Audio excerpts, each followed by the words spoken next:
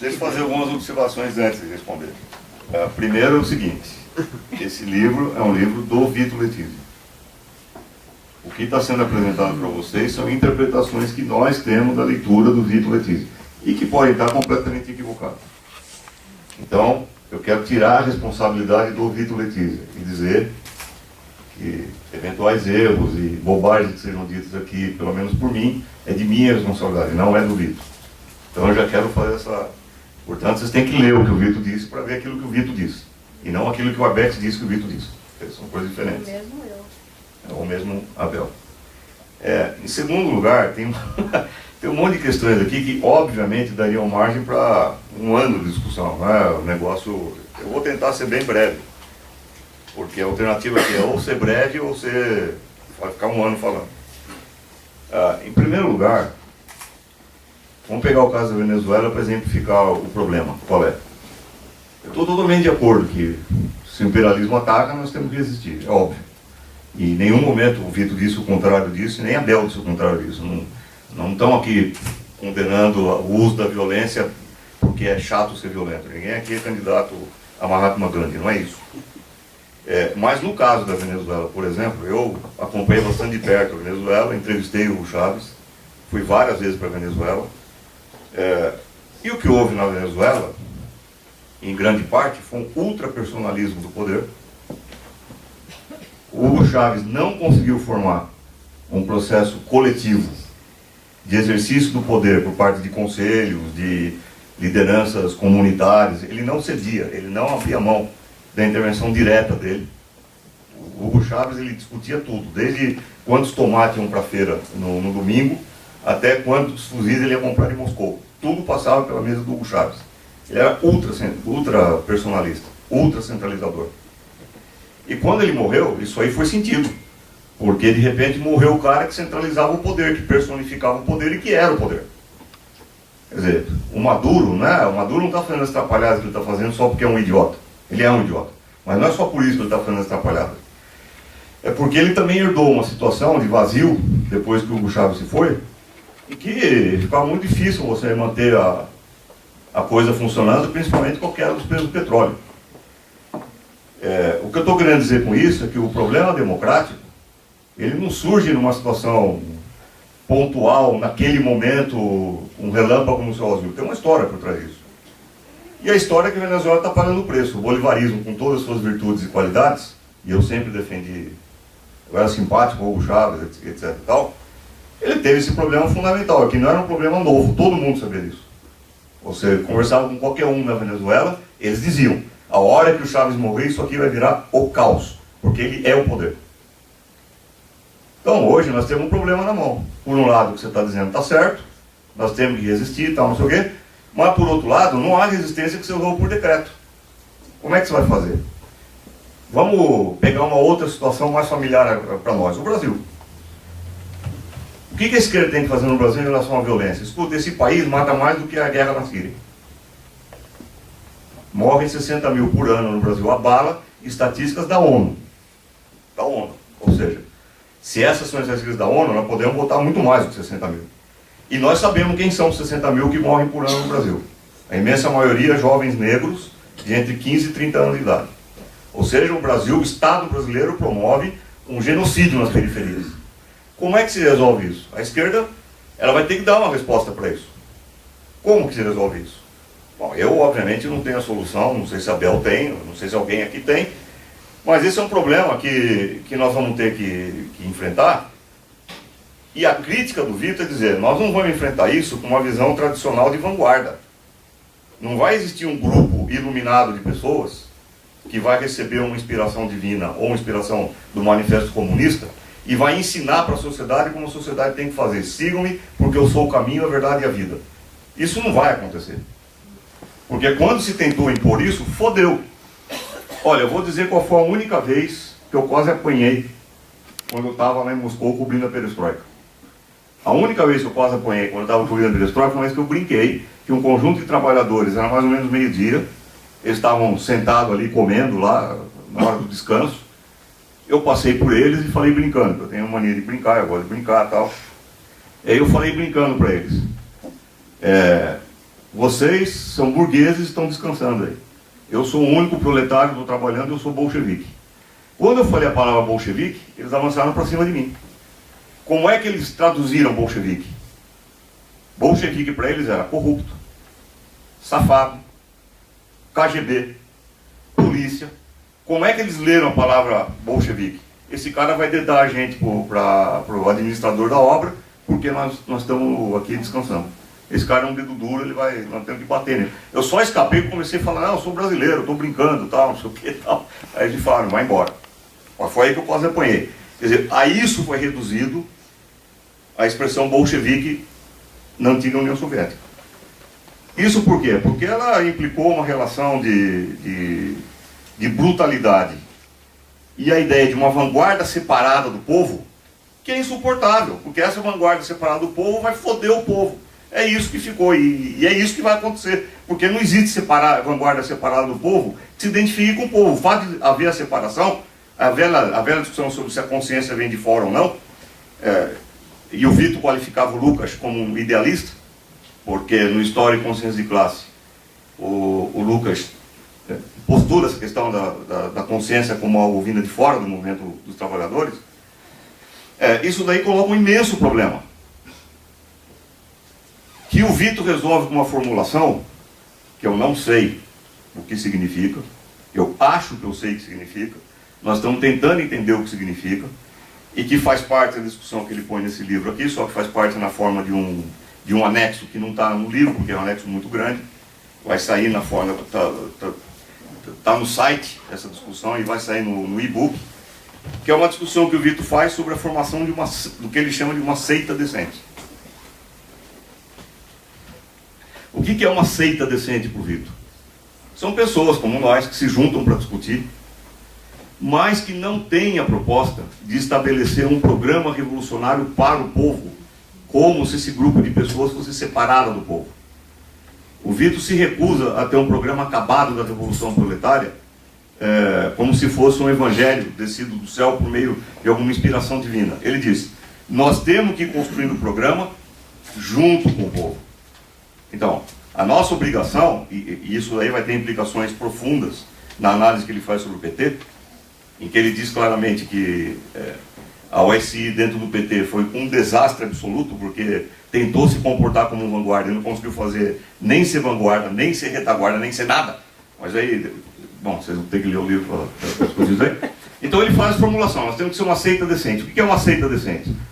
São pessoas que se organizam, que desenvolvem um debate, uma discussão, aprofundam uma tentativa de compreensão sobre a conjuntura, mas que não atribuem a si próprias a tarefa de ensinar para o povo o caminho correto.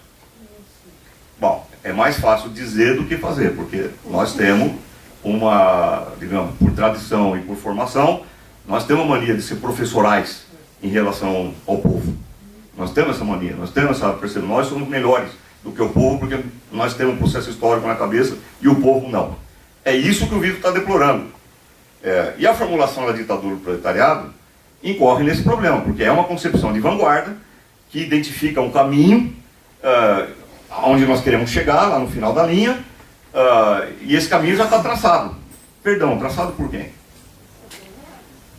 Eu morria de medo, por exemplo, quando eu ia participar de atividades de formação no MST, por exemplo, você junta lá 800, 1000 trabalhadores do campo, e eu estou fazendo parte de uma atividade de formação. Eu senti uma puta responsabilidade nas minhas costas, meu amigo, porque eu vou falar coisas aqui e os caras é que vão sentir, a polícia, o exército, a bala. Não sou eu vou falar e vou para a universidade, eu vou comer pizza.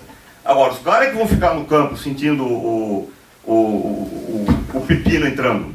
Eu morria de medo. O que eu vou falar para esse pessoal? Quer dizer, como é que eu vou contribuir para um processo que avança a formação política de todo mundo, sem, com isso, eu assumir uma figura profética, um negócio completamente irresponsável.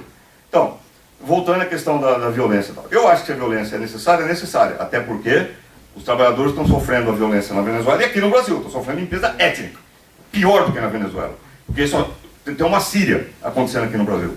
Agora, eu vou falar para eles o que eles têm que fazer? Em hipótese nenhuma. Primeiro que não sou eu que estou tomando bala, é a juventude negra que está tomando bala. Segundo que eu não me sinto com competência para ser porta-voz dessa gente. E finalmente, para não me alongar muito, como eu disse para vocês, se fosse fazer essa discussão a sério, teria que realmente aprofundar. É 1 ano de discussão, eu estou tentando ser breve. Na questão de Cromstad, de outra questão, aí eu confesso o seguinte, tem 2 caras aqui falando para vocês, não tem um, tem 2. É o Arbex, que acha que o Lenin e o Trotsky estavam certos em Cromstad, e o Arbex que acha que o Lenin e o Trotsky estavam completamente errados em Cromstad. Então, é o Arbex sendo eletrocutado. Eu levantei essa discussão com o Vitor. Eu falei, doutor Vitor Letizia, eu acho muito legal o que você está falando, que foi o erro, não sei o que, mas veja bem, você está lá no comando geral da Revolução. É o Lenin e o Trotsky, tá bom?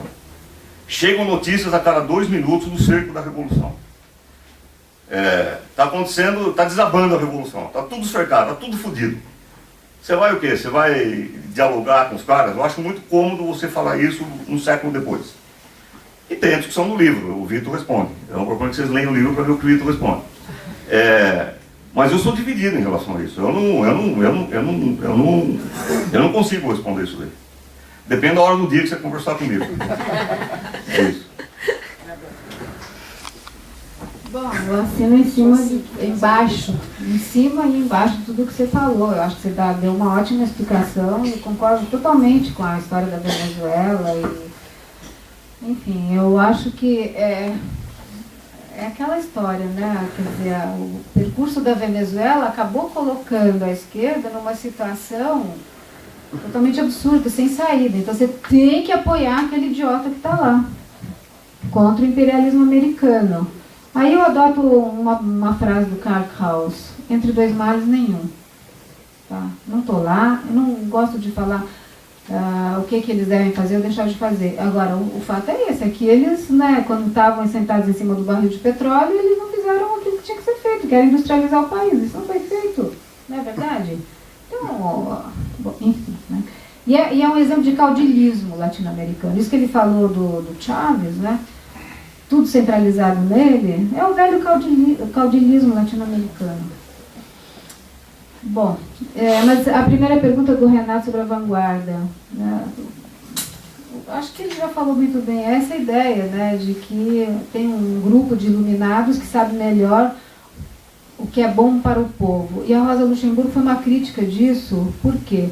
Porque ela vivia na social-democracia alemã aquele processo de burocratização e de centralização. Quando ela estava fazendo a crítica da vanguarda, não era só da concepção leninista de partido, que ela critica especificamente, mas também temendo que aquilo que aconteceu com a social-democracia alemã fosse se repetir na social-democracia russa, né?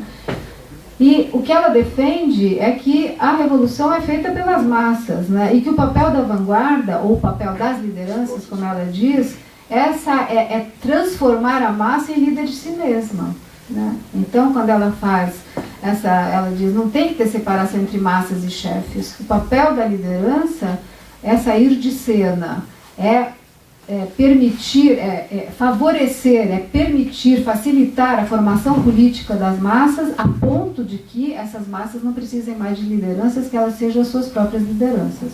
Tem todo um raciocínio nesse sentido e eu concordo totalmente com ela. Quanto à ditadura do proletariado, também, eu acho que a esquerda hoje, que ainda fala em ditadura do proletariado, ela está louca na hora de fazer formação política. Eu acho que depois das ditaduras que nós tivemos na América Latina e no mundo inteiro, falar em ditadura nos dias de hoje, tudo bem que o Marx fala, mas acontece que esse termo naquela época não era o termo pejorativo, o termo pejorativo era tirania, mas hoje a gente não pode, isso eu tenho a maior convicção em relação a isso. E a própria Rosa Luxemburgo usa a expressão ditadura do proletariado quando ela critica os bolcheviques, só que ela diz só que a ditadura do proletariado significa ditadura da classe e não ditadura do partido sobre a classe, que é o que vocês estão fazendo ao dissolver a Assembleia Constituinte. Quanto à história de que a Rússia na Guerra Civil estava cercada pelos exércitos, claro, essa citação, mas é isso que sempre os trotskistas dizem, né? Nós não tínhamos alternativa, nós tínhamos que liquidar Kronstadt, orgulho e glória da Revolução, né? Mas aí, viu, Arbex, eu sou mais, eu não sou dividida não, em relação a isso. Eu acho que teria alternativas ali, tem muita pesquisa sobre isso, os alemães têm escrito muito sobre isso, e o próprio Vitor reconhece, a Revolução Russa acabou em Kronstadt. Depois disso, e eu concordo com ele, depois disso era outra coisa. Então, tudo bem, é lógico, você começa a fazer esse raciocínio, você tem 9 exércitos, sei lá, 16 exércitos, sei lá, 21 exércitos contra você, mas aí que está, né? Quer dizer, eles tomaram o poder e depois esperam o quê, né? Você entende? Aí tem toda uma coisa de... Enfim, leiam o livro e vejam e tirem as suas próprias conclusões. Majoritárias, a questão da segurança. Bolsonaro, né, o militarismo. Como a esquerda vai fazer frente a essa questão da segurança? Eu acho que os nossos programas de esquerda, a gente nunca pensa nessa situação.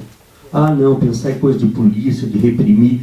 Eu também penso assim. Mas se nós não pensarmos isso, nós vamos perder mais uma batalha. É a minha modesta visão. Eu gostaria de ouvir a mesa sobre isso.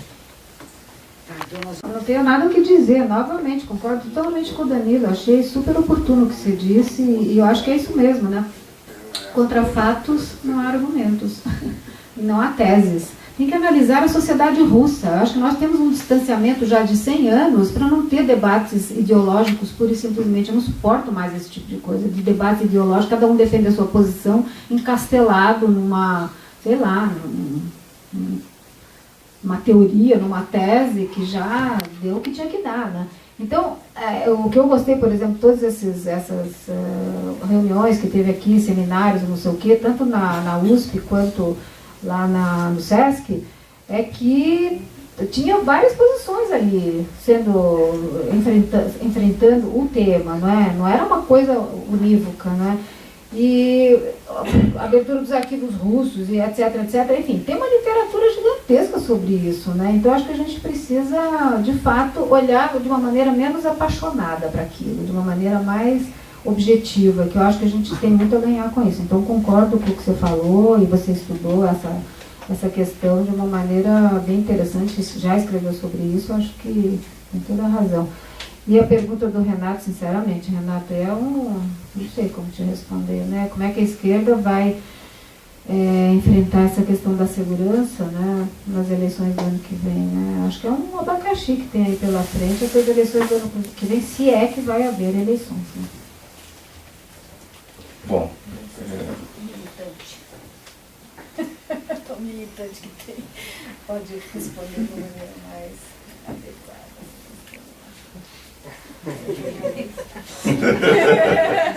Bom, primeiro, uma coisa que eu esqueci de comentar sobre a Venezuela, apesar de tudo, eu acho isso impressionante, o Maduro acabou de ter uma vitória fantástica nas últimas eleições. Para governo. Ganharam, assim, arrasadoramente, e a oposição não teve nem argumento para dizer que teve fraude e etc e tal. Isso daí por quê?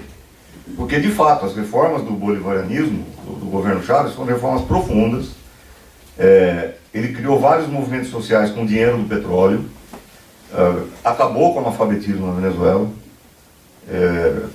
Foi um negócio marcante. Quando foi os 400 anos do Cervantes, ele distribuiu, acho que 2 milhões de exemplares gratuitos do Dom Quixote. Ele distribuía milhares de exemplares gratuitos de Machado de Assis, de vários autores brasileiros. Ele criou os restaurantes universais que você comia pagando um peso venezuelano. Enfim, ele realizou uma série de reformas que realmente calaram fundo entre as camadas populares. E o programa Mais Médicos ali de Cuba, dos médicos cubanos, foi um negócio que realmente funcionou. Eu visitei as favelas lá de Caracas e de várias famílias eu vi essa coisa. Eles falaram que eles nunca tinham visto um médico na vida e que agora ele tinha um médico frequentando a casa deles, o barraco deles, ensinando regras de alimentação, de higiene, só que, como eu disse, isso aí calou fundo entre o povo, só que não houve um processo de organização de base a partir do próprio povo, por uma característica ultracentralizadora do governo Chaves. Quando o Chaves morreu, esse troço aí começou a desabar, quer dizer, o povo resiste. Não é verdade que o povão está entregando e está abandonando. Não. O povo resiste. E só por causa disso, eu acho, o imperialismo ainda não conseguiu promover um golpe definitivo, porque o povo resiste. Mas a forma organizativa disso coloca uma questão democrática muito importante, que a esquerda não pode fingir que não existe problemas por parte da própria esquerda, que não organizou quando podia e devia ter organizado. Aqui no Brasil você tem o equivalente disso, principalmente na mídia. Você é jornalista, você sabe muito bem. Para vocês terem uma ideia, no início do governo Lula, eu fui convidado a fazer uma reunião sobre imprensa e comunicação pública, com todos os assessores de imprensa de todos os ministérios lá em Brasília. Estavam todos lá. Eu cheguei, estava numa sala assim, cheguei e falei assim: quantos aqui acham que o governo Lula é democrático? Todo mundo levantou a mão. Falei: quantos aqui acham que o governo Lula é popular? Todo mundo levantou a mão. Eu falei: quem acha que a Globo é democrática? Ninguém levantou a mão. Quem acha que a Globo é popular? Ninguém levantou a mão. Eu falei: sabe o que vai acontecer? Vocês vão dar dinheiro para a Globo e vocês vão perseguir a imprensa popular. Não, como você está falando isso? Isso está em ata. Eu falei: isso vai acontecer porque o PT não tem um programa de comunicação pública, o PT não sabe uma política de comunicação pública, o PT não sabe o que fazer com isso, e o PT vai continuar financiando a Rede Globo. Aí eu acho que foi o Zé Dirceu que falou aquela famosa frase, quando foram dizer para ele: Zé Dirceu, nós temos que ter a nossa imprensa popular, não sei o que e tal. O Zé Dirceu disse: não, nós já temos a nossa imprensa, é a Rede Globo.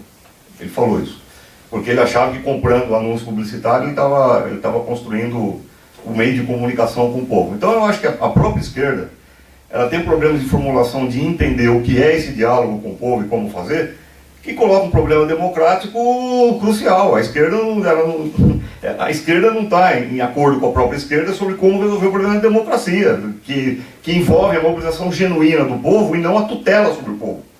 A esquerda não abre mão da tutela sobre o povo. E essa é uma discussão central que a esquerda tem que encarar, não tem outro jeito. A esquerda quer um povo tutelado. Aí não vai dar certo. Então, no momento que a esquerda parar de querer tutelar o povo, aí nós vamos poder conversar direito. O governo Lula, para vocês terem uma ideia, perseguiu mais e prendeu mais rádios comunitárias do que o governo Fernando Henrique Cardoso. Para vocês terem uma ideia. Então aí não vem reclamar depois que a Globo faz a coisa do impeachment, aí fica reclamando da Globo. Eu não vou falar vai o quê, porque... Olha, sobre o problema da violência, nós discutimos bastante isso com o Vitor, mas no livro... Nesse livro aqui sobre o Brasil e tal, não sei o quê. O problema da violência, hoje, ele é muito mais do que o problema visível da violência. Existe uma questão de fundo aí que é extremamente perigosa e que a esquerda dificilmente se dá conta. O Vitor, para variar um pouco, colocou essa discussão de um jeito bastante interessante, quando ele falou assim: você reparou que acabou a figura do malandro no Rio de Janeiro? Tem mais malandro.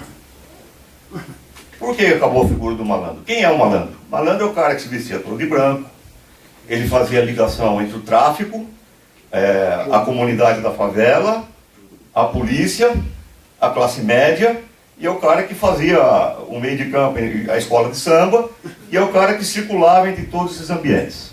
O jogo do bicho, principalmente. É o cara que fazia. Acabou esse cara. Por que acabou esse cara? Acabou esse cara porque nós vivemos uma cultura, hoje no Brasil, a cultura da segurança de Estado, que é uma cultura que encara o morro e as populações das periferias como território inimigo. Isso daí aparece, eu me lembro que eu fiquei totalmente chocado quando o exército brasileiro foi acionado para ocupar, invadindo o Morro do Alemão, e no programa do Faustão, o Faustão chamou o cara que é especialista em segurança pública da Rede Globo, e aí o Faustão lamentou, imagina, o Faustão lamentou que não houve derramamento de sangue. Ele falou assim: mas coronel, que é o assessor de segurança pública, a gente viu pela televisão as tropas chegando E houve uma debandada dos traficantes, mas não teve tiro, não teve... Aí o coronel falou, ô Faustão, não é assim, não é bem assim, a coisa está começando, tal. Quer dizer, o Faustão está pedindo sangue. E a terminologia empregada o tempo todo é: o Estado reconquistou o território. Ora, você fala em reconquista do território, você está tratando de guerra com o estrangeiro. É o estrangeiro que está sendo expulso e as tuas tropas estão reconquistando o território que estava na posse do estrangeiro. Ou seja, você está lidando com aquela população como se fosse uma população inimiga, uma população estrangeira. E isso não é uma mera questão retórica. Você pode, isso você está forçando a barra, isso é linguagem. Não, não! Porque vão perguntar de onde veio a inspiração das UPPs.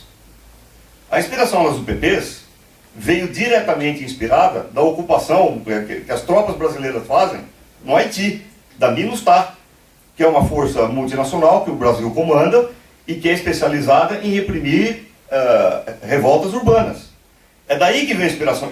E outra coisa, isso não é uma interpretação do Arbeck. O Arbeck não está interpretando nada. Quem falou que a MINUSTAH e a ocupação do Haiti inspirou diretamente a formação das UPPs foi o coronel, acho que é Pantoja o nome dele, uma coisa, esqueci o nome do coronel, que era o chefe da MINUSTAH naquela época. Ele declarou: a UPP no Rio de Janeiro foi inspirada diretamente na nossa participação no Haiti. Com tecnologia israelense. Então, vou falar agora. E quem treinava esses caras? A CIA, o Serviço Britânico e o Mossad, que é a tecnologia israelense de controle de movimento de massas, que, por outro lado, os israelenses aprenderam como reprimir os palestinos.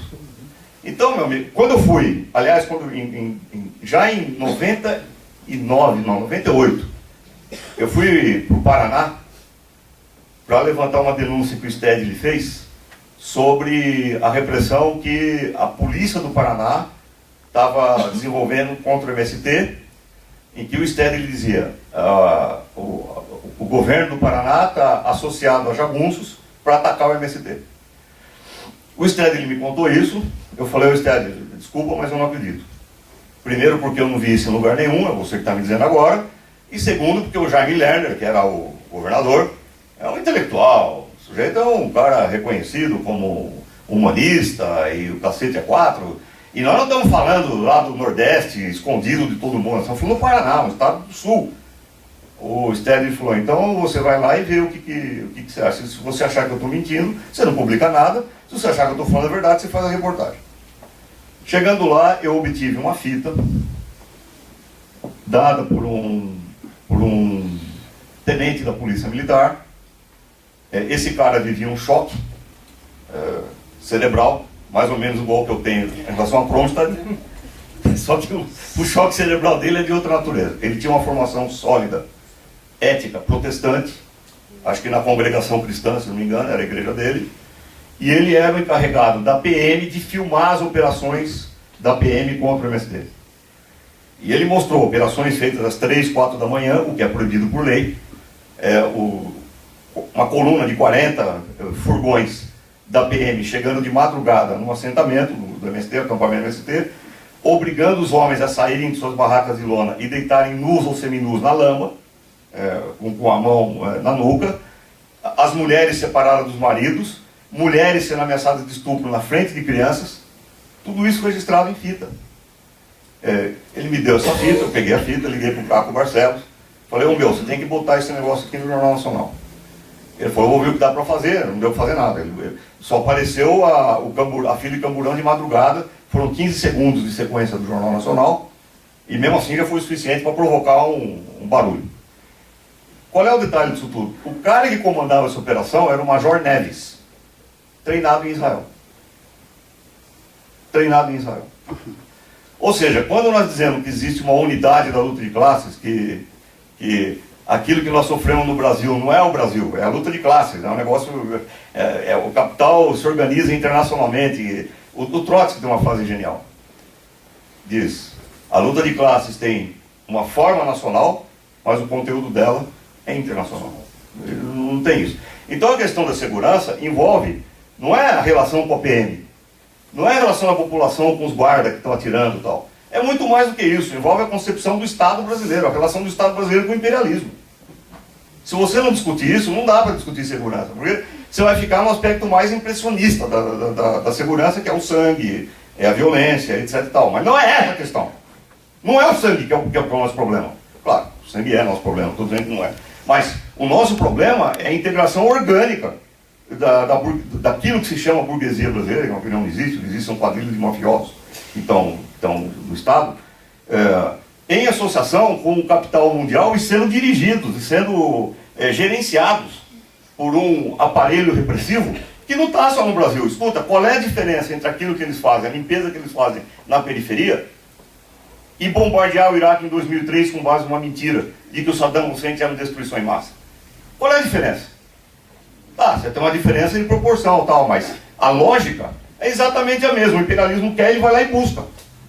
E busca matando, trucidando e etc e tal. E faz isso utilizando a mídia como um elemento central desse processo de dominação. Quer dizer, se a esquerda quiser discutir isso a sério, ela vai ter que discutir o lugar do Estado brasileiro na luta de classes mundial. Ela tem que discutir a relação do Estado brasileiro com a CIA, a relação do Estado brasileiro com a DEA, a relação do Estado brasileiro com a FBI, os acordos de venda de armas que o Estado brasileiro faz com Israel, que fornece os caveirões, fornece os coletes à prova de bala, fornece as câmaras que a PM utiliza em incursões urbanas. É o Estado de Israel que fornece, com os acordos comerciais feitos no governo Lula. Vamos deixar claro isso aqui. Governo Lula. Então, essa questão da segurança, ela envolve isso. Então, eu não sei como diz Abel, eu não sei se vai ter eleição em 2018. E nem sei como algum candidato da esquerda vai colocar esse problema. Agora, a esquerda tem que tomar pé dessa situação, e a situação é essa, não é outra. Bom, eu fingi que respondi, espero ter enganado alguém aqui.